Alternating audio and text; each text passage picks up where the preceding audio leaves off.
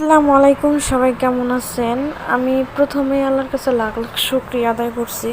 আল্লাহ আমার দাদাকে মরার হাত থেকে বাঁচায় আনছে। বাট এই জন্যে দেখেন, আমি আমার দাদাজানকে মাথায় মেহেন্দি দিয়ে দিতেছি।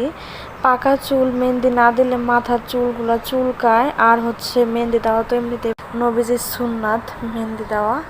বাট এখন আমি মেহেন্দি দিয়ে দিব। আমার মতন কেউ দিতে পারে না, আমার দাদি যেন ভালোভাবে দিতে পারে না, তাই আমি দিয়ে দিচ্ছি। দাদাও বলে আমি নাকি অনেক ভালোভাবে দিয়ে দেই, তাই দাদির কাছেও দিতে চায় না। দাদিও বলে যে তুই দিয়ে দে, আমি ভালোভাবে পারি না, বাট সেই জন্য আমি দিয়ে দেই।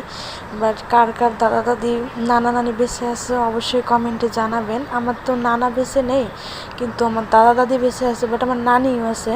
সবাই আমার দাদা দাদির জন্য দোয়া করবেন। আমার দাদাটা অনেক অনেক ভালো, আমাদেরকে অনেক ভালোবাসে। বাট আমরাও আমার দাদাকে অনেক ভালোবাসি। দেখেন, আমার দাদা অনেক আর অবশ্যই কিন্তু কমেন্টে জানাবেন কার কার দাদা দাদি বেঁচে আছে। বাট সবাই আমার দাদা দাদির জন্য দোয়া করবেন, আমার দাদা যেন আরও অনেক দিন বেঁচে থাকে। সবাই ভালো থাকবেন, সুস্থ থাকবেন। আল্লাহ হাফেজ।